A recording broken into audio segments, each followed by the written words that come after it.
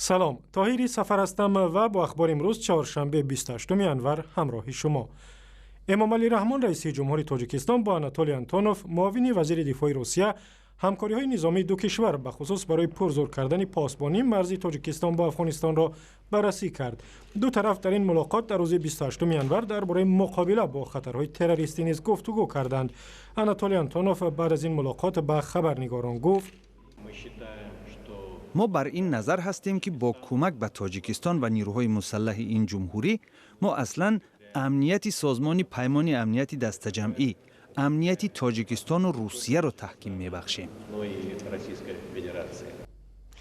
امامعلی رحمان به آناتولی آنتونوف گفته است روسیه باید بر طبق عهدهای داده‌اش عمل کند و برای تقویت نیروهای مرزبانی تاجیکستان اسلحه و تجهیزات لازمی را سری وقت و پوره در اختیار آنها بگذارد. مقامات تاجیکستان میگویند گزارش‌ها درباره هلاکت 3 شهروند کشور در لیبی را تحقیق می‌کنند.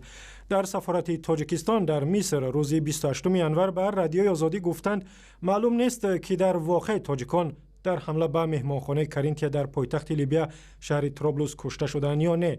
تاجیکستان در لیبیا سفارت ندارد. از این رو دیپلمات‌های تاجیک به سفارت‌های کشورهای دوست تاجیکستان در لیبیا برای تحقیق این گزارش‌ها مراجعت کردند. روز 27 انور در یک حمله مسلحانه به مهمانخانه 5 ستاره‌ای کارینتیا در طرابلس کمش 10 نفر کشته شدند. نمایندگان خدمات مخابرات و یا علاقه تاجیکستان میگویند سال گذشته تعداد استفاده برندگان تلفن‌های همراه 300,000 نفر زیاد شده است. با گفته مقامات حالا در تاجیکستان تقریباً 6.5 میلیون نفر تلفن موبیل دارند که 80% اهالی کشور را تشکیل می‌دهد. در نشست خبری نمایندگان خدمات در دوشنبه در روز 28 انور مقامات گفتند بسته بودن شبکه‌های اجتماعی کاری دستی آنها نیست. اینکه دستوری که مثلا محکم شود یگان سامانه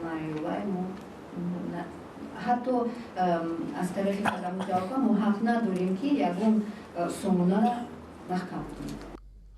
در تاجیکستان وبسایت‌های یوتیوب، نکلاسنیک و فیسبوک را بارها بسته و باز کردند. مقامات میگویند بعضی از کاربران شبکه‌های اجتماعی ضمن معاشرت به ناآرامی و بی‌ترتیبی دعوت می‌کنند که مخالف قانون است. حامیان حقوق میگویند حکومت برای پنهان داشتن تنقید و کمبودی‌هایش وبسایت و شبکه‌های اجتماعی را می‌بندد.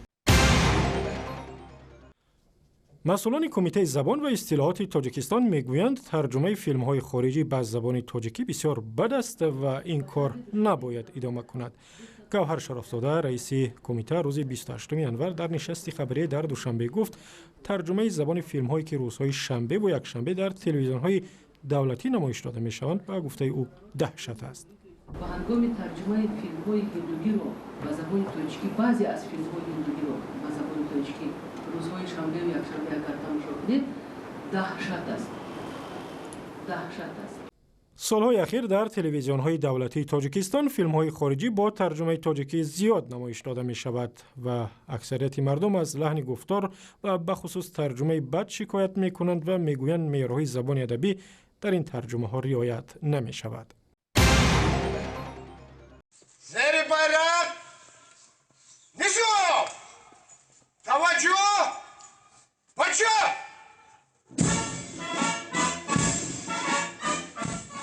در شهر کولاب روز 27 انور مراسم باز کردن کالج میلیسیای وزارت امور داخلی تاجیکستان برگزار شد.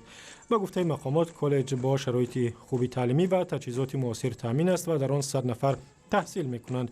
در این مؤسسه اساساً فرزندان کارمندان انتظامی که هنگام ادای وظیفه فوتیدند و یتیمان دیگر تحصیل دارند. رهبران وزارت امور داخلی در این مراسم از شاگردان کالج میلیسیا خواستند خوب تحصیل کنند و برای خدمت ارزنده و تامین آرامی و امنیت مردم در تاجیکستان آماده باشند. و اخباری از این هم بیشتر با گزارش‌های دیگر در وبسایت رادیو آزادی، در صفحه‌های ما در فیسبوک، توییتر و یوتیوب و هم زمینه مخصوصی رادیو آزادی برای تلفن‌های همراه.